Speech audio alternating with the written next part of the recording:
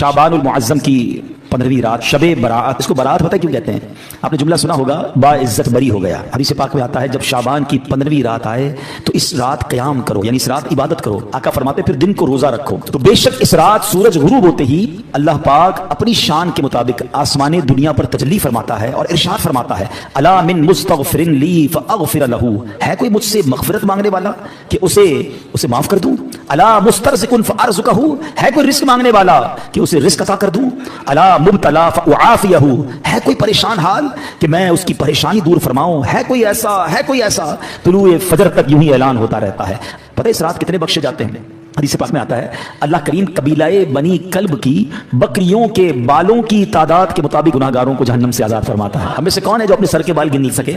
They are not able to count our own hair। अपने sir के बाल नहीं गिन सकते, एक बकरी के बाल नहीं गिन सकते। कबीला बनी कल्ब के बारे में आता है हजारों बकरियां पालता था, वो सबसे बड़ा कबीला था जो सबसे ज्यादा बकरियां पालता था। इसका मतलब करोड़ लोग बख्शे जाएंगे।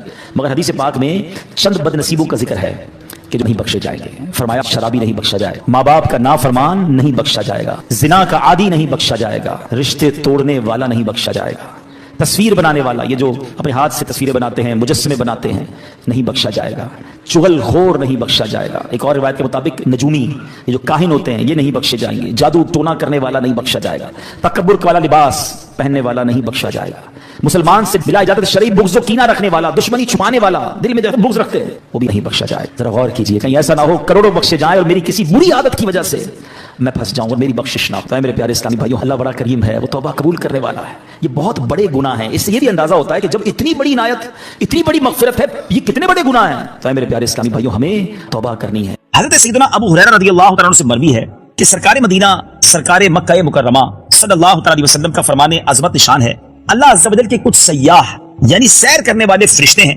जब वो महाफिले जिक्र के पास से गुजरते हैं तो एक दूसरे से कहते हैं यहाँ बैठो। जब जाकिरीन यानी जिक्र करने वाले दुआ मांगते हैं तो फरिश्ते उनकी दुआ पर आमीन कहते हैं। जब वो नबी अलैहिस्सलाम पर दुरूद भेजते हैं तो वो फरिश्ते भी उनके साथ मिलकर दुरूद भेजते हैं, हत्ता कि वो मुंतशिर हो जाते हैं। फिर फरिश्ते एक दूसरे को कहते हैं कि इन खुशनसीबों के लिए खुशखबरी है कि वो मग़फ़िरत के साथ वापस जा रहे हैं। सुभान अल्लाह, सुभान अल्लाह। इस हदीस से क्या सीखने को मिला नाज़रीन? कि जिन महाफिल में अल्लाह और उसके रसूल का जिक्र होता है, अल्लाह के जिक्र के साथ साथ नबी पाक पर दुरूद और सलाम पढ़ा जाता है, वो नशिस्तें, वो महफिलें, वो हल्के मग़फ़िरत के हल्के हैं, वो मग़फ़िरत की गैदरिंग्स हैं। अल्लाह करे कि हम ऐसी जगहों पर जाए जहां अल्लाह और उसके रसूल का जिक्र होता हो। जब दोस्त मिलकर बैठे तो जिक्रुल्लाह कुछ करें, अल्लाह के हबीब अलैहिस्सलाम पर दुरूद भेजें और ये बरकतें हासिल करें। और एक और बात सीखने को मिली नाज़रीन कि अच्छे बंदों की सोहबत भी बड़ी अच्छी होती है।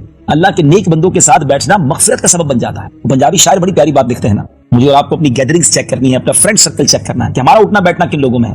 वो कहते हैं भले बदे दी सोहबत यारों, जिवें दुकान अत्तारा, सौदा भावे मुल्ले न लइए हुल्ले आन हजारा।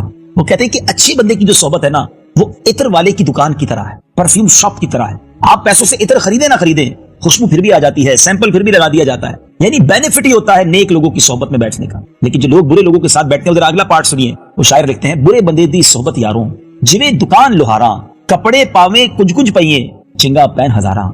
वो कहते हैं कि जो बुरे लोग होते हैं ना, अल्लाह के नाफरमान होते हैं, उनकी सोहबत ऐसी है, उनका करीब जाना ऐसा जैसे आप लोहार की दुकान पर चले जाएं।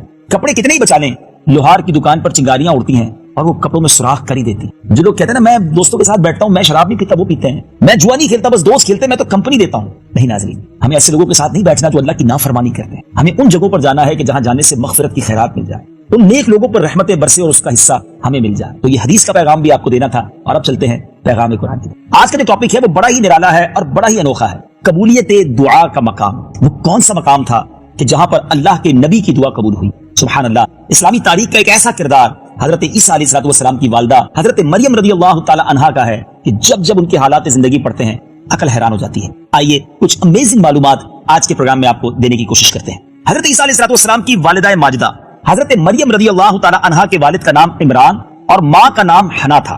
जब बीबी मरियम अपनी माँ के शिकम में थी, पेट में थी, उस वक्त उनकी माँ ने यह मन्नत मान ली थी कि जो बच्चा पैदा होगा उसको बैतुल मुकद्दस की खिदमत के लिए आजाद कर दूंगी। चुनाचे जब हजरत मरियम पैदा हुई तो उनकी वालिदा उनको बैतुल मुकद्दस लेकर गई। उस वक्त बैतुल मुकद्दस के तमाम आलिमों और आबिदों के इमाम हजरत ज़करिया अलैहिस्सलाम थे, जो हजरत मरियम के खालू भी थे। हजरत ज़करिया ने हजरत मरियम रज़ियल्लाहु ताला अन्हा को अपनी किफालत में, अपनी परवरिश में ले लिया और बैतुल मुकद्दस की बालाई मंजिल में तमाम मंजिलों से अलग एक मेहराब बनाकर हजरत मरियम को उस मेहराब में ठहराया। چنانچہ حضرت مریم رضی اللہ تعالی عنہا اس محراب میں اکیلی عبادت میں مصروف رہتی، اللہ تعالیٰ کی عبادت میں مصروف رہتی۔ حضرت زکریا صبح و شام محراب میں ان کی خبر گیری کے لیے آتے اور خورد و نوش کا انتظام کرتے، ان کو کھانا وغیرہ بھی پہنچاتے۔ چند دنوں میں حضرت مریم رضی اللہ تعالی عنہا کی محراب کے اندر یہ کرامت نمودار ہوئی کہ جب حضرت زکریا علیہ السلام محراب میں جاتے تو وہاں سردیوں میں گرمی کے پھل اور گرمیوں میں سردی کے پھل انہیں نظر آتے۔ حضرت زکریا علیہ السلام نے حیران ہو کر پوچھا کہ اے مریم، یہ پھل کہاں سے تمہارے پاس آتے ہیں؟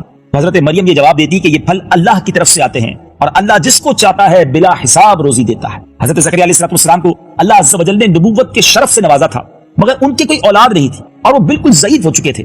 برسوں سے ان کے دل میں فرزند کی، بیٹے کی تمنا تھی۔ بار بار انہوں نے گڑ گڑا کر اللہ تبارک و تعالیٰ سے اولاد نرینہ کے لیے دعا بھی مانگی تھی، مگر خدا کی شان بے نیازی کہ ابھی تک انہیں اولاد نصیب نہ ہوئی تھی۔ جب انہوں نے حضرت مریم رضی اللہ تعالی عنہا کی محراب میں یہ کرامت دیکھی کہ اس جگہ بے موسم کا پھل آ جاتا ہے، تو ان کے دل میں یہ خیال آیا کہ میری عمر بھی اب اتنی ضعیفی والی ہو چکی ہے کہ اب میرے یہاں اولاد کے پھل کا موسم تو ختم ہو گیا ہے، مگر میرا رب جب چاہے اپنی قدرت کا نظارہ دکھا سکتا ہے۔ تو حضرت مریم رضی اللہ تعالی عنہا کی محراب میں انہوں نے دعا مانگی، اللہ سے پھر اولاد کی دعا مانگی اور اللہ تعالیٰ نے آپ کی دعا قبول کر لی اور بڑھاپے میں آپ کو فرزند عطا کیا جس کا نام خود اللہ عز و جل نے یحییٰ رکھا، اور اللہ تعالیٰ نے ان کو بھی نبوت کا شرف عطا فرمایا۔ سبحان اللہ، سبحان اللہ۔ ناظرین، کیا کمال کی بات ہے۔ اب آئیے اس خوبصورت واقعے کو رب عز و جل نے قرآن پاک میں خود کیسے بیان فرمایا ہے، قرآن پاک کی تلاوت سنتے ہیں، اس کا ترجمہ سنتے ہیں اور پھر بات کو آگے لے کے چلتے ہیں۔ یہ واقعہ قرآن پاک میں تیسرے پارے سورہ آل عمران آیت نمبر 37 سے لے کر